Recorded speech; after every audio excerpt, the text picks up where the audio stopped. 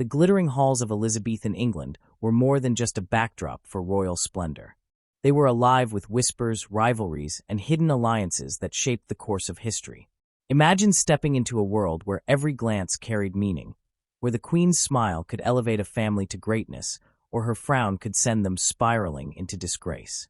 At the very heart of this dazzling court stood not only Elizabeth I herself, but also the women who moved in her shadow, women whose names rarely make it into the grand pages of history.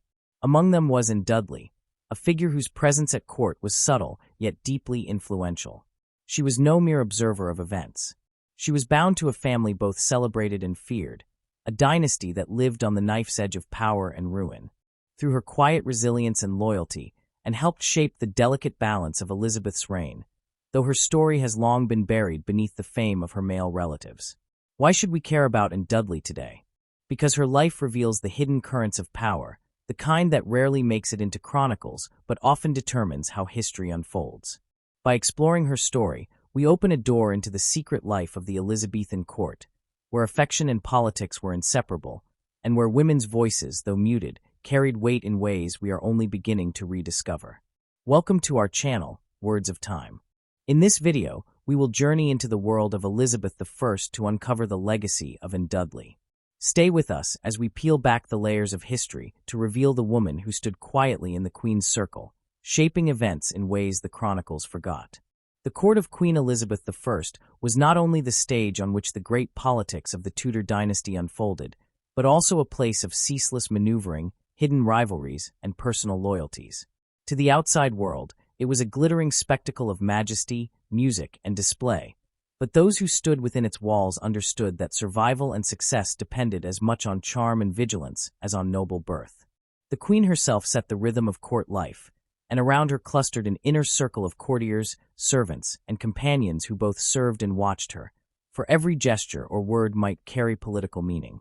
Within this circle, the balance between intimacy and ambition was delicate, and the individuals closest to Elizabeth learned that their influence was never secure.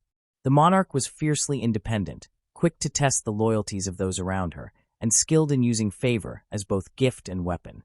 Intrigue at Elizabeth's court was not a matter of idle gossip alone.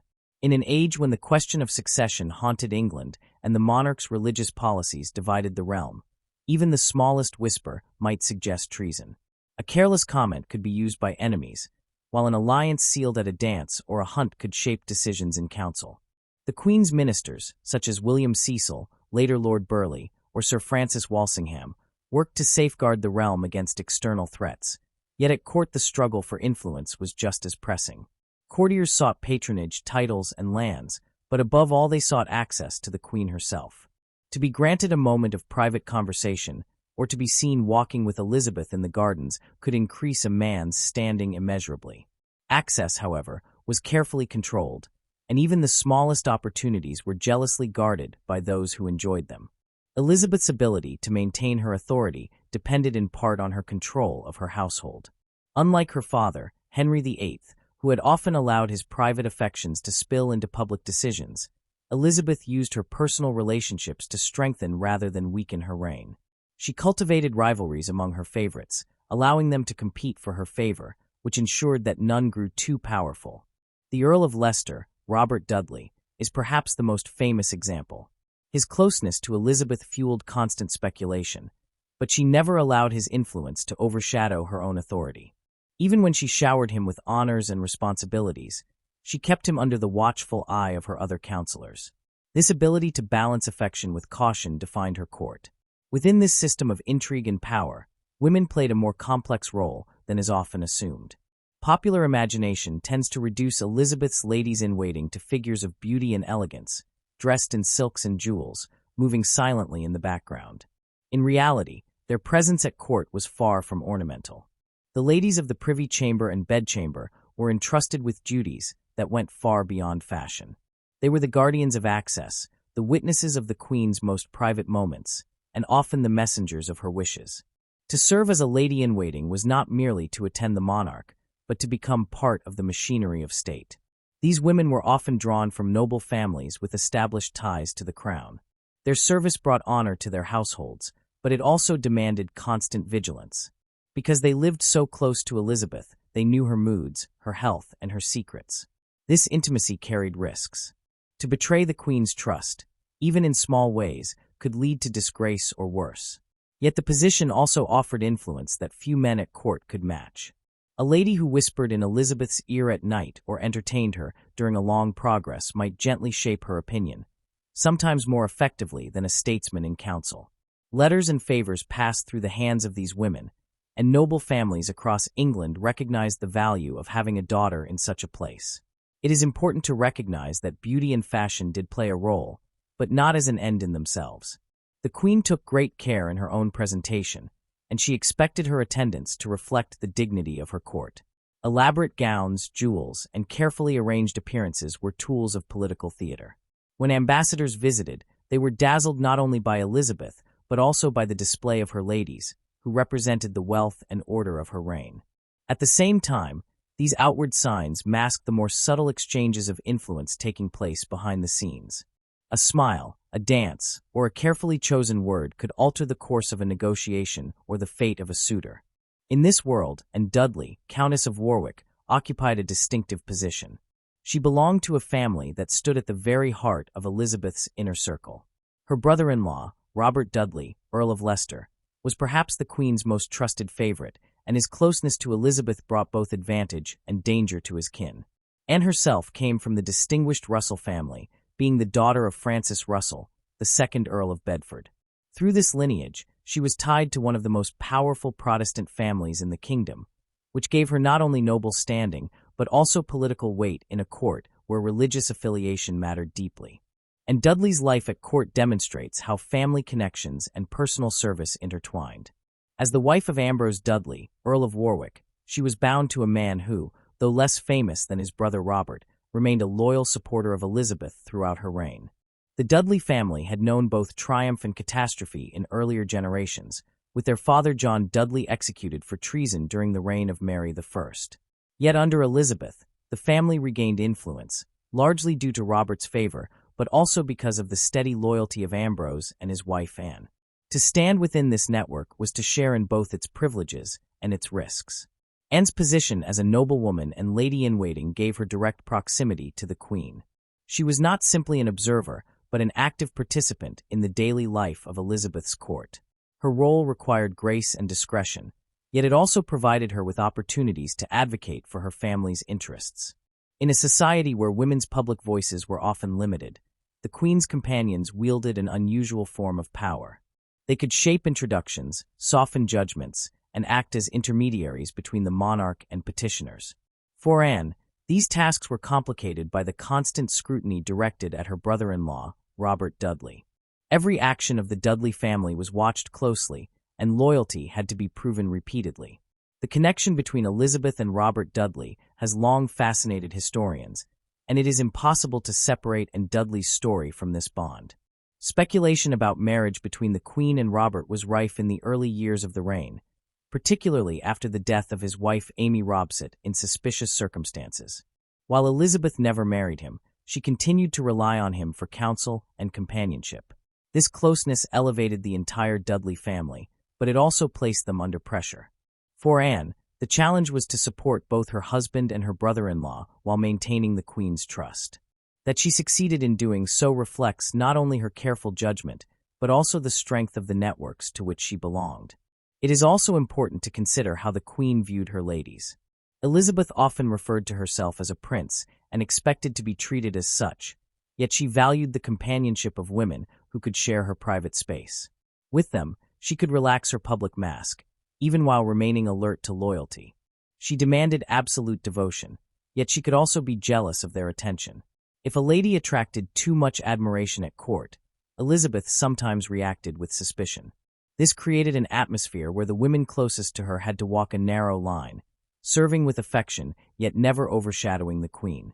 And Dudley's long-standing presence suggests that she managed this balance with skill. The atmosphere of constant vigilance shaped the daily lives of these women. Every movement of the court was political. When the Queen went on progress through the countryside, her ladies accompanied her, sharing the hardships of travel and the splendor of public appearances. When ambassadors sought audiences, they often tried to gain favor with the women around Elizabeth, knowing that they could influence how requests were received. Even small acts of kindness or discourtesy could be remembered for years. For Anne and others in her position, this meant that personal relationships were inseparable from political survival. The Dudley family's Protestant identity also mattered. Elizabeth's reign was defined by religious settlement, a fragile balance between Protestant reform and traditional forms of worship. Families like the Russells and the Dudleys, known for their Protestant convictions, were essential supporters of the Queen, especially as she faced threats from Catholic powers abroad and Catholic plots at home.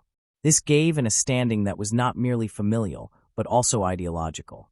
Her presence in the Queen's household was a reminder of the Protestant aristocracy's loyalty, which bolstered Elizabeth's position. Yet personal dynamics could never be ignored. The Queen was not simply a political figure to her ladies. She was also their mistress, whose approval mattered deeply to their honor and prospects. Elizabeth could be affectionate, playful, and witty, but she could also be sharp and demanding. Those who served her had to endure long hours, sudden changes of plan, and occasional rebukes. The reward was the unmatched prestige of standing in her presence, and for the fortunate, the chance to guide her ear. And Dudley, with her noble heritage and connections, understood both the privilege and the burden of this role. Through her, we glimpse how the court of Elizabeth I functioned as both household and theater, as a place where personal relationships could shape the destiny of a realm. The Queen's ladies were not simply attendants, but participants in the politics of the age. Their service required loyalty, intelligence, and patience, and their influence, though often subtle, was real. In the case of Anne Dudley, her place within the Dudley family and her service to the Queen illustrate how family ties, religious conviction, and personal character combined to secure a place in the most competitive circle in England. The story of Elizabeth's inner circle cannot be told without acknowledging the constant interplay of intrigue and loyalty. Every figure at court sought advancement, yet all were bound by the need to serve a monarch who tolerated no rival. The Queen's ability to maintain her authority rested in part on her shrewd management of those closest to her. By keeping favorites divided and by elevating women whose families could support her rule, she created a court that was both a center of brilliance and a place of constant caution. For Anne Dudley and her peers, this meant living lives where the personal and the political were inseparable, where every word carried weight, and where the fate of families could turn on the Queen's favor. In understanding Elizabeth's court through the lens of Anne Dudley, we are reminded that history is not shaped only by grand battles or proclamations, but also by the quiet work of those who served in intimate spaces. The Queen's inner circle was a crucible of ambition, loyalty, and vigilance. It was here that the drama of Elizabeth's reign was lived day by day, and it was here that women like Anne Dudley helped sustain the Queen, who became one of England's most enduring rulers. Anne Dudley's name is far less familiar today than those of her contemporaries, yet her life offers a revealing window into Elizabethan power, kinship, and service.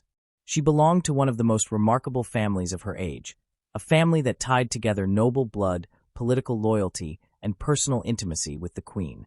To understand, and is to recognize the subtle influence that women could exert in a society that often denied them open authority. And it is also to see how historical memory can neglect figures whose contributions were real but quiet. The very nature of her position, close to the Queen yet rarely in the official records of state, helps explain why her story is not as widely told as those of her male relatives. Still, the evidence that survives allows us to sketch a portrait of a woman whose presence at court mattered more than has often been acknowledged. Anne Dudley was born into the Russell family, one of the most prominent Protestant houses in Tudor England. Her father was Francis Russell, the second Earl of Bedford, a man of considerable influence who served as a privy councillor and played a role in negotiating delicate matters of religion and foreign policy. The Russells were firmly identified with the Protestant cause, which made them natural allies of Elizabeth from the beginning of her reign. Her mother, Margaret St. John, came from a family with deep connections in the aristocracy, ensuring that Anne grew up with both privilege and responsibility. From her earliest years, she was shaped by an environment where loyalty to the crown and devotion to Protestant identity went hand in hand. As the daughter of such a family, Anne's life was never hers alone. Her upbringing would have been directed not simply toward her own prospects, but toward the advancement of her kin. Noble families of the time viewed their daughters as vital links in the chain of alliance, to be placed carefully in positions where they might reinforce power and secure favor. Anne's eventual marriage to Ambrose Dudley, the Earl of Warwick, illustrates this point. The match bound the Russell and Dudley families together, creating a partnership between two influential Protestant lineages. It also tied Anne to the fortunes of her brother-in-law Robert Dudley, whose closeness to Elizabeth I was one of the most talked-about features of the early years of her rule.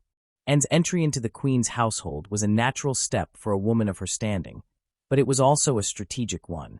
For her family, placing a daughter in service to Elizabeth meant more than courtly honor. It was a chance to maintain influence in the most intimate sphere of power. As a lady-in-waiting, Anne shared the Queen's daily life, observed her moods, and became part of the small circle that guarded access to her person. These duties were far more serious than they might appear. A lady of the bedchamber was expected not only to dress and attend the Queen, but also to protect her privacy, manage her household interactions, and sometimes convey her words to others. In this world, discretion was a form of currency, and Anne's ability to navigate the delicate balance of visibility and silence was central to her success. Her earliest observations of Elizabeth's court would have made clear that she had entered a place of constant vigilance. The Queen was never off stage, even in private. Every gesture, every exchange carried political weight. For a newcomer like Anne, the lesson was to watch, to learn the rhythms of Elizabeth's temper, and to understand the subtle rivalries that played out beneath the surface. She would have seen how favorites rose and fell, how a moment of carelessness could ruin a career, and how loyalty, once questioned, was nearly impossible to restore. Yet she also would have witnessed the Queen's warmth, her wit, and her ability to bind her servants to her with affection as well as command. What made Anne's position especially unusual was the way her family ties intersected with her service. Through her marriage to Ambrose Dudley, she belonged to the same household as Robert Dudley, whose intimacy with the Queen was a constant subject of speculation. This connection meant that, and was always under observation, her loyalty doubly tested. Did she serve the Queen for her own sake, or did she serve as a conduit for Dudley influence? Such questions would have lingered in the minds of other courtiers.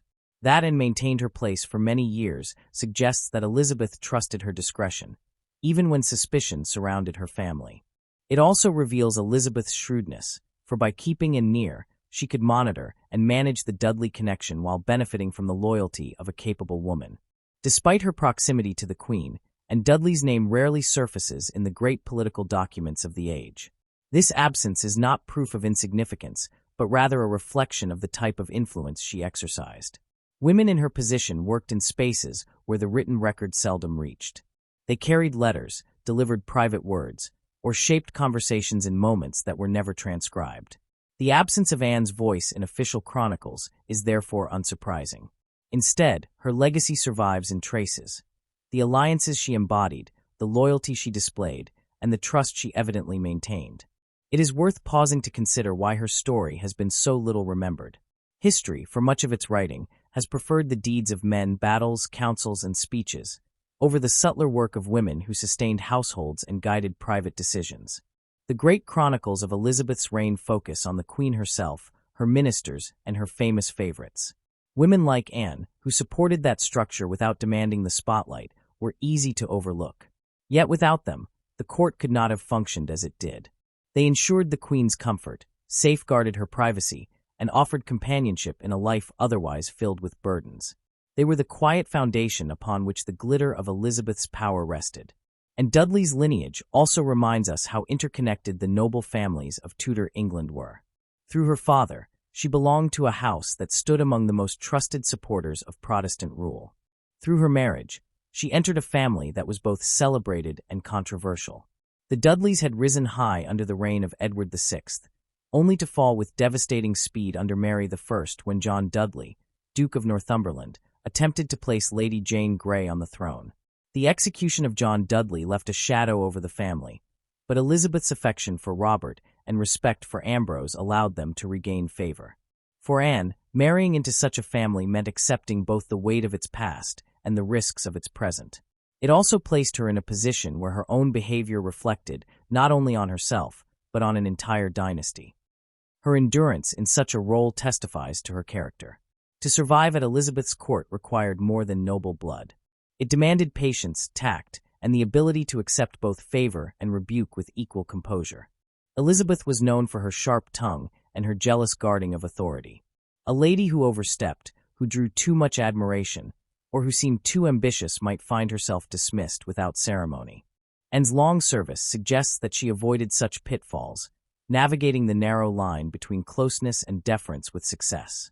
There is a sense in which Anne lived in the shadows of others, of her father's political career, of her husband's loyalty, and most of all of her brother-in-law's notoriety. This may explain why history has not given her a larger stage. Yet shadows should not be mistaken for insignificance. In fact, her ability to exist in those shadows, to serve without drawing the wrong kind of attention, was itself a skill. She was present in moments that shaped the reign, part of the fabric of the Queen's household, and a witness to the daily workings of power. It is telling that the women of Elizabeth's court often appear in portraits not as individuals, but as part of the background to the Queen. They were meant to reflect her glory rather than shine with their own. For historians, this poses a challenge, but it also reveals the values of the age. To understand Anne Dudley's story is to push back against that backdrop, to recognize that the women who stood beside the Queen were not merely ornaments, but essential participants in her rule. Anne's lineage, her service, and her survival within the treacherous politics of the Dudley name all mark her as a figure worth remembering. If we ask why her story has been ignored, the answer lies in the very nature of her influence. She did not lead armies, draft treaties, or leave behind dramatic scandals. Instead, she lived a life of service, connection, and discretion. Such qualities are less likely to appear in the grand narratives of history, yet they are often what sustain great reigns. Elizabeth I, for all her brilliance, relied on a network of support, and Anne Dudley was part of that network. Her silence in the records is not absence but testament to the quiet effectiveness of her role. Seen in this light, Anne Dudley emerges as more than a name in a genealogy. She embodies the hidden labor of women at court, the constant vigilance, the management of relationships, and the navigation of suspicion. She represents the intertwining of family and politics, where a daughter's marriage could reinforce alliances and a lady's service could safeguard her family's position. She reminds us that history is not only the story of those who stood in the spotlight, but also of those who stood beside it, shaping events in ways that often escape the written page. In remembering her, we enrich our understanding of Elizabeth's reign. We see that the court was not only a theater of ambition for men like Robert Dudley or William Cecil, but also a place where women like Anne Dudley held quiet but steady influence. We see that lineage and service were inseparable, that to be born into a family like the Russells or to marry into a family like the Dudleys was to carry responsibilities that reached beyond personal desire. And we see that silence in the records does not mean silence in life. Anne's story, though muted, still speaks of loyalty, discretion, and resilience. By looking more closely at her, we acknowledge the countless others like her whose labor shaped the daily reality of the Elizabethan world. We uncover the human fabric beneath the spectacle, the lived experiences that sustained a reign remembered as one of the most brilliant in English history. And Dudley, though not a figure of fame, stands as an example of how influence can exist in quiet forms, how service can itself be a legacy, and how history is richer when we seek the stories of those who have long remained in the shadows. When we turn from Anne Dudley's lineage and her place within the Queen's household to the question of influence, it is natural to ask what role a woman so little recorded in official documents could possibly have played in the politics of Elizabeth's reign. The temptation is to dismiss her as a silent observer, but to do so would be to misunderstand how the court functioned and how power was exercised. The Elizabethan court was a living organism. Its decisions shaped not only in council chambers but in corridors, gardens, and bedchambers. Within those spaces, the Queen's ladies served as more than attendants. They were channels of communication, observers of moods, and subtle players in the endless dance of favor. And Dudley, by virtue of her noble blood, her marriage, and her discretion, was well positioned to shape events in ways that remain half-hidden to us, but would have been clear to her contemporaries. One of the most direct ways in which Anne could influence matters was through her role as intermediary. Ambassadors, noble petitioners, and even courtiers who sought to advance their suits knew that the Queen's ladies were often the first gatekeepers. A request whispered in confidence to a trusted lady might later find its way, softened or sharpened, to the Queen's ear. In this sense, Anne's presence carried weight. As the daughter of Francis Russell and the wife of Ambrose Dudley, she represented two households whose loyalty Elizabeth prized. To have her listen patiently to a plea was itself a signal of legitimacy. When Anne carried a message, it bore the authority of both her personal proximity and her family's reputation. Diplomacy at Elizabeth's court was rarely confined to the formal setting of the Privy Council. Many critical moments unfolded during progresses, feasts, or private conversations. The Queen often tested foreign envoys not only with her words, but with the gestures and remarks of those around her. A lady's glance, her readiness to translate a mood into a gracious reception, could alter the course of a negotiation. Imagine, for example, an ambassador uncertain whether Elizabeth would accept the idea of a marriage alliance. If Anne Dudley, standing near the Queen, offered a word of reassurance or a gesture of welcome, the ambassador might leave more hopeful, reporting back to his masters that the Queen's court showed warmth. Conversely, if she remained silent or cool, the message might be interpreted as caution. Such moments, though unrecorded, mattered deeply, for diplomacy in this period was as much about impressions as about formal agreements. And also played a role through counsel, not in the sense of dictating policy, but in the more intimate sense of offering perspective. Elizabeth was surrounded by powerful male ministers, William Cecil, Francis Walsingham, Christopher Hatton, and others. Yet she also valued the companionship of women who could speak without the weight of political office.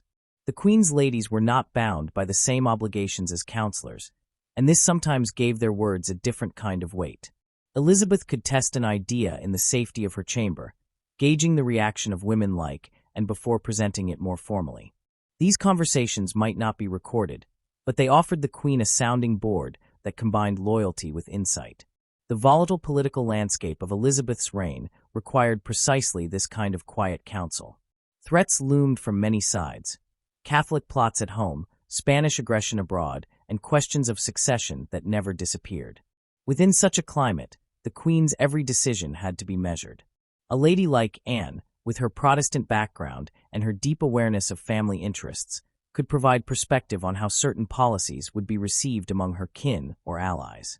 For instance, when negotiations for Elizabeth's possible marriage to foreign princes were discussed, the reactions of Protestant households mattered.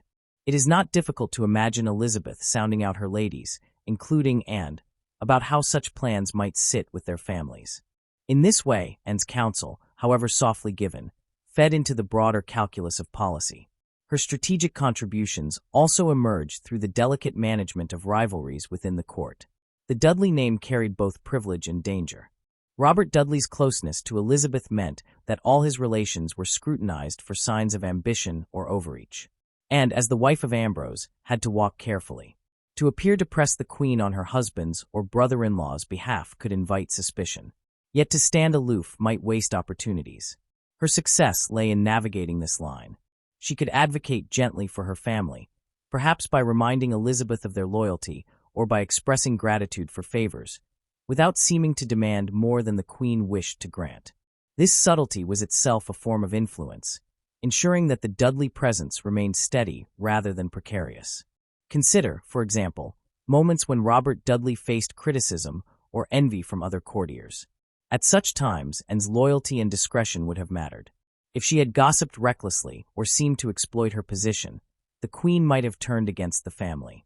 Instead, Anne's careful service reassured Elizabeth that the Dudleys remained trustworthy. This trust was not trivial. In a court where betrayal could appear at any turn, to maintain the Queen's confidence was a form of power greater than any public office. The impact of such influence can be seen indirectly in the durability of the Dudley family's place at court. Despite Robert's many controversies, despite the shadows of past treason, the Dudleys remained central to Elizabeth's reign. Ambrose was rewarded with the earldom of Warwick and entrusted with military responsibilities. Anne herself remained in service, her presence a sign of favor. This stability cannot be explained solely by Robert's relationship with the Queen. It also reflects the loyalty of those around him, including Anne, who helped sustain the family's reputation within the delicate web of court politics. Another dimension of Anne's influence lay in the very nature of her daily attendance. To be in the Queen's chamber meant to see and hear what others did not. The ability to observe moods, to note preferences, and to anticipate needs was itself a form of power. When Elizabeth entered council or received visitors, she did so with an aura shaped by her private moments. A lady who had soothed her temper, reminded her of a detail, or simply kept her company might indirectly affect how the queen presented herself. Anne's presence in these unseen hours contributed to the steadiness of Elizabeth's rule. The subtlety of this power cannot be overstated. It was not the kind of power that left signatures on treaties or names in parliamentary rolls. It was the power of shaping atmosphere, of guiding impressions, of maintaining trust. It is easy for historians to overlook such influence because it resists measurement. Yet for those who lived within the court, it was palpable. They knew that to win the ear of a lady-in-waiting was often the first step to winning the favor of the queen. They knew that the loyalty of women like Anne Dudley could shield a family from sudden disgrace, or ease the granting of a petition. One might ask whether Anne ever used this position to shape decisions of broader consequence. While direct evidence is scarce, the pattern of her life suggests that she did. When her husband Ambrose was entrusted with military campaigns, such as the expedition to the Low Countries, Elizabeth's confidence in him was surely reinforced by the steady service of his wife at her side. The queen knew that Ambrose's loyalty was matched by Anne's discretion. Likewise, when the Russells played roles in supporting Elizabeth's Protestant settlement, the queen's trust in and would have strengthened her faith in their broader network. In both cases, Anne's influence worked not through dramatic interventions, but through the quiet reinforcement of bonds. From Anne's perspective, navigating this landscape required constant attentiveness. She had to balance her duty to the queen with her loyalty to her family, never allowing one to appear in conflict with the other. She had to adapt to the shifting moods of Elizabeth, who could be affectionate one moment and sharp the next. She had to endure the envy of other ladies or the insinuations of courtiers who saw in her connections a potential rival. Through all this, she maintained her place, a testament to her resilience. Her story therefore illuminates the broader truth about women's power in the Elizabethan age. It was a power that operated through whispers rather than proclamations, through gestures rather than commands. It was no less real for being subtle. Indeed, its very subtlety made it effective, for it could shape the queen's perceptions without provoking her jealousy or resistance. And Dudley wielded such power with care, and its impact is visible in the steady favor her family enjoyed and in the stability of her own long service. In the end, Anne Dudley's contributions remind us that the history of Elizabeth's reign cannot be written only in terms of battles and councils. It must also be written in terms of chambers and conversations, of women whose loyalty and counsel sustained the queen in her daily life. Anne's strategic influence, though often invisible, was part of the machinery that kept Elizabeth's rule balanced between affection and authority, between favor and suspicion. To recover her story is to recognize the hidden threads that held the court together, threads spun not in public, but in whispers, in glances, and in trust carefully earned over years of service. To understand Anne Dudley's world more fully, we must return again to the family whose name defined both her fortune and her burden. The Dudleys were not an ordinary noble line. They were a dynasty forged in ambition, scarred by failure, and redeemed by loyalty.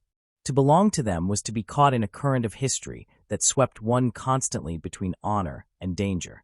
For Anne, who had been born into the proud Russell family and married into the Dudleys, the experience of court was inseparable from the fate of her husband Ambrose and his brother Robert. The Dudley name carried both privilege and peril, and navigating its weight demanded patience, discretion, and sacrifice. Robert Dudley, the Earl of Leicester, has long fascinated historians and storytellers alike, not only because of his political role, but also because of his personal relationship with Elizabeth I. Their connection was visible to all who frequented the court, and speculation about their bond never ceased. From the earliest years of Elizabeth's reign, Robert was a constant presence at her side, attending her in public and private, sharing her amusements, and offering counsel on matters of state. Rumors of marriage between them circulated almost immediately, fueled by the Queen's refusal to marry any other suitor and by Robert's commanding place in her affections. For Anne, this connection had both advantages and risks. As Robert's sister-in-law, she stood close to the Queen's favorite. His prominence could open doors for the Dudley family, bringing offices, honors, and trust.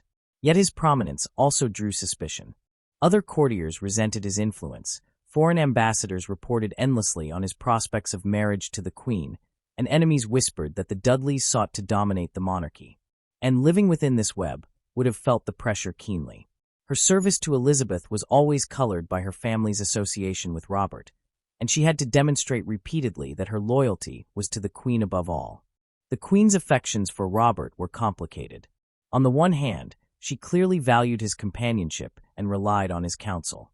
On the other hand, she resisted the idea of marriage, whether from political calculation, personal independence, or lingering suspicion. The death of Robert's wife, Amy Robsart, in mysterious circumstances in the first year of Elizabeth's reign cast a shadow that never fully lifted. To marry Robert after that scandal would have invited outrage. Yet Elizabeth did not banish him from her side. Instead, she kept him close, granting him honors and lands while never yielding to matrimony. For Anne, this created a delicate situation. She could not ignore the Queen's affection for her brother-in-law, but neither could she openly exploit it. Her task was to support both Elizabeth and Robert without seeming to press the Queen toward choices she resisted. The Dudley dynasty itself embodied the precariousness of Tudor politics.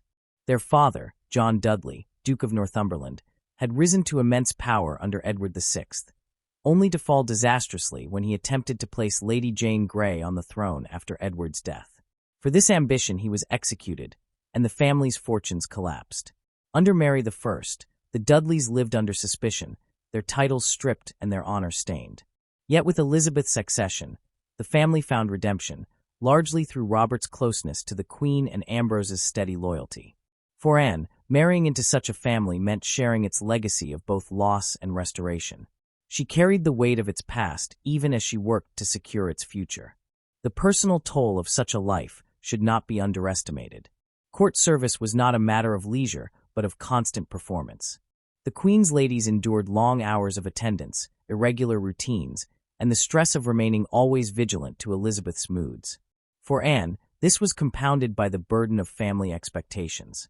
She was expected to support her husband's ambitions, to shield the Dudley name from scandal, and to maintain the Queen's trust.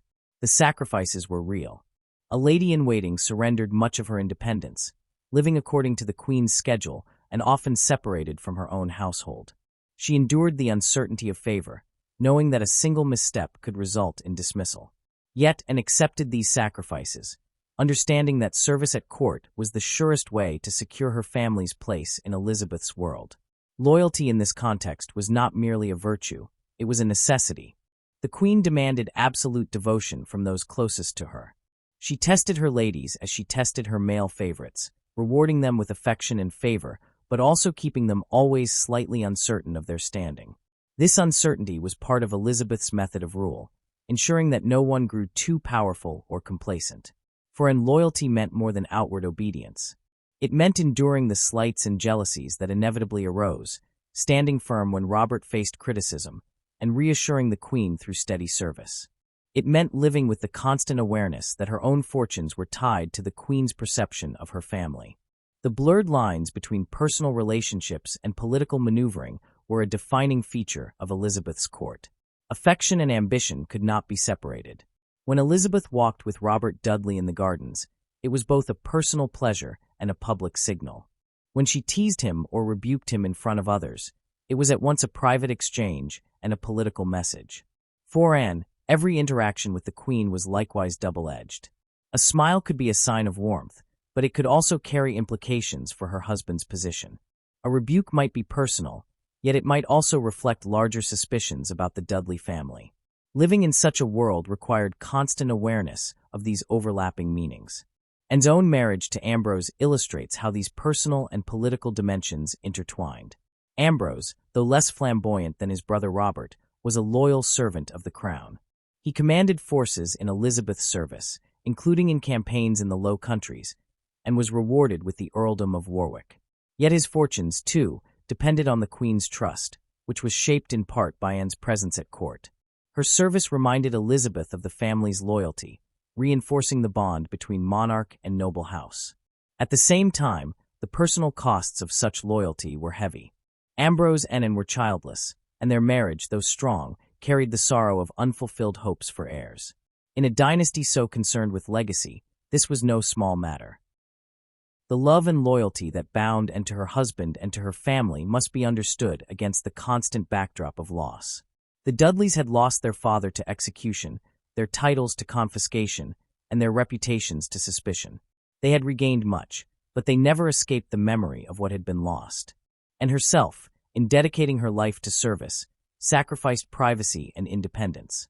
The personal toll of such a path is difficult to measure, but it is clear that her life was marked by the tension between devotion and duty. Elizabeth's relationship with Robert further complicated these dynamics.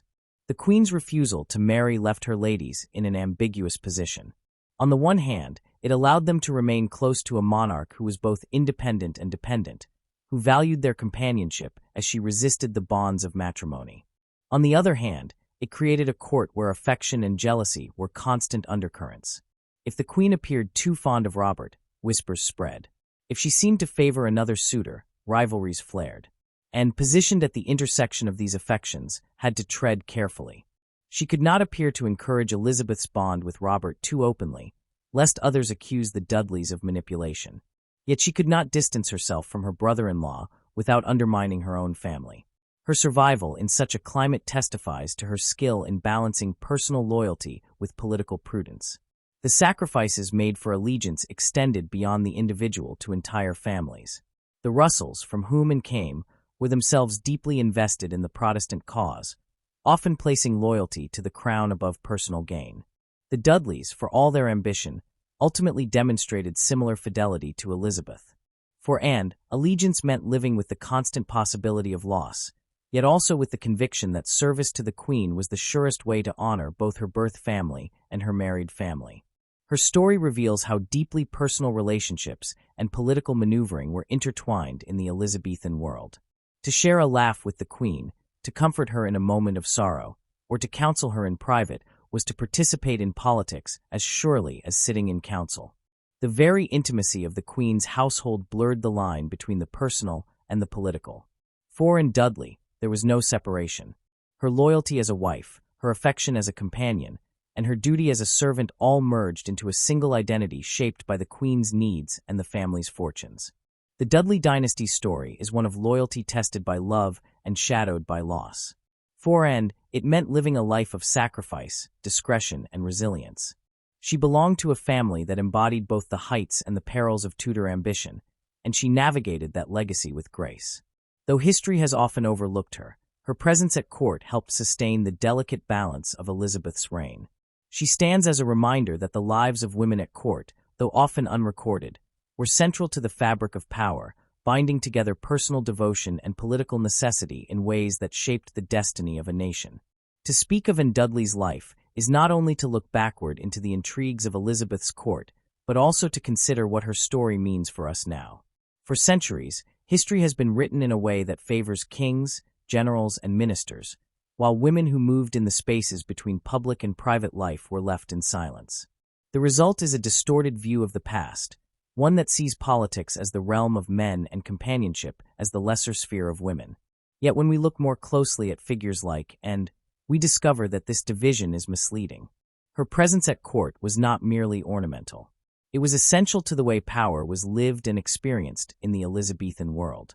By recovering her story, even in fragments, we reshape our understanding of what influence meant in an age when authority was rarely straightforward, and when the Queen herself blurred the boundaries between personal affection and political command. And matters today because she challenges us to question how history is told. Traditional narratives celebrate Robert Dudley's closeness to Elizabeth, recount the strategies of William Cecil, or chart the campaigns of Francis Walsingham. These are important, but they do not tell the whole story. The Queen did not live only among ministers and soldiers. She lived in chambers, in gardens, on progresses, and in the company of women who attended her daily life. Those women, and among them, formed the texture of her existence and shaped her perceptions. If they are absent from the chronicles, it is not because they lacked importance, but because the chroniclers lacked interest. To write and back into history is therefore to acknowledge the bias of past accounts and to correct it. When we reevaluate the Elizabethan court through the lens of overlooked female figures, we see a different picture. We see a network of women whose labor was constant, whose discretion was trusted, and whose loyalty was indispensable. They were not generals, but they ensured the Queen's health and steadiness.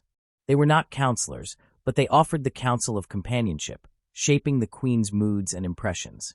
They were not diplomats, yet they managed the delicate exchanges of words and glances that carried political meaning. In this sense, Anne Dudley's legacy is larger than her own story. She stands for all those women whose names appear only in footnotes, but whose presence was fundamental to the operation of monarchy. Her life also teaches us about power in forms that are less visible, but no less real. We often imagine power as the ability to command armies or to pass laws. Yet there is another kind of power, the power of proximity, the power of trust, the power of influence exercised quietly in moments that are never recorded. And had no armies to lead, no decrees to issue. But she had the ear of the queen, the bond of family, and the strength to maintain loyalty in a court where suspicion was constant. This is a different model of power, one that emphasizes endurance, discretion, and relational influence rather than overt authority. In a modern world that still grapples with questions of agency, Anne's story reminds us that influence can take many forms and that quiet strength is often the most enduring. Agency, too, is at the heart of her legacy. It would be easy to see Anne as merely a daughter and a wife, placed in roles determined by her family. But this would miss the active choices she made within the constraints of her world. She chose how to serve the queen, how to support her husband, how to navigate the suspicions surrounding her brother-in-law. She chose discretion over recklessness, patience over ambition, steadiness over drama. These were not passive choices. They were acts of agency that ensured her survival and her family's stability. Her example challenges us to broaden our definition of agency. It is not only dramatic rebellion or public speech that counts. Sometimes agency is expressed in the ability to endure, to adapt, to maintain loyalty in the face of risk. Anne's influence can also be seen in the lessons she offers about relationships. The blurred line between personal affection and political maneuvering in Elizabeth's court is not unique to that age. Even today, leaders are shaped by those they trust, by the companions who share their private moments, by the voices that reach them in times of decision. Anne's story shows us that personal relationships are political, not because they are manipulative, but because they shape perception, mood, and choice. In this sense, her life resonates with our own world, where influence often operates not in official titles, but in the trust between individuals. There is also the lesson of resilience. The Dudley family's history was one of dramatic rises and falls. To belong to them was to live always on the edge of honor and disgrace. Anne entered that world through marriage and made it her own through loyalty. She endured the losses of childlessness, the scrutiny of suspicion, and the burdens of service. Yet she maintained her place, respected by the queen and honored by her family. Her resilience is itself a form of legacy, reminding us that history is not only about triumphs, but also about endurance. Why does it matter today? Because her story calls us to remember the unsung heroes who shaped history not through conquest, but through constancy. The great dramas of Elizabeth's reign, the defeat of the Spanish Armada, the religious settlement, the contests over succession, were made possible not only by the decisions of statesmen, but also by the daily labor of those who surrounded the queen, and represents that labor.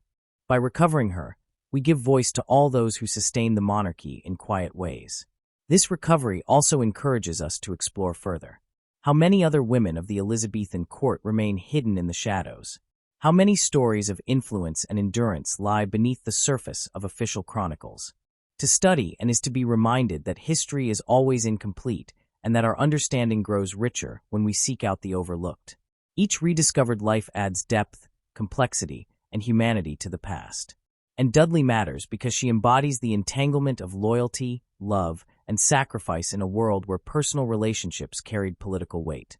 She matters because her life illustrates that power can be exercised without spectacle, that agency can exist within constraints, and that influence often works through trust rather than command. She matters because her story, though muted, speaks across the centuries to remind us that history is not only the tale of those who stood in the spotlight, but also of those who stood beside it, shaping events in ways too subtle to be easily recorded. By honoring her today, we do not simply add one more name to the list of Elizabethan figures. We change the way we see history itself. We acknowledge that women mattered in politics not only as queens but as companions, attendants, and advisors. We recognize that the court was not only a theater of male ambition, but also a community sustained by female labor. And we affirm that the quiet strength of figures like and is as worthy of remembrance as the loud triumphs of generals. In reevaluating historical narratives through overlooked female figures, we gain a fuller picture of the past and a clearer understanding of the present. The enduring lessons from Anne's story about power, agency, and influence continue to speak to us, reminding us that every life has significance and that the threads of history are woven from many hands, not only the most visible. To remember her is to honor all the unsung heroes who shaped history in silence, and to encourage ourselves and others to keep exploring, to keep listening, to keep uncovering the voices that have too long been ignored. And Dudley's legacy, then, is not only the story of one woman at one court. It is a call to all of us to look beyond the familiar names, to see the hidden influence that sustains power, and to value the quiet contributions that make great reigns possible. Her life was lived in whispers, in loyalty, and in resilience. By rediscovering her today, we hear those whispers anew, and we recognize that they too belong to the great chorus of history.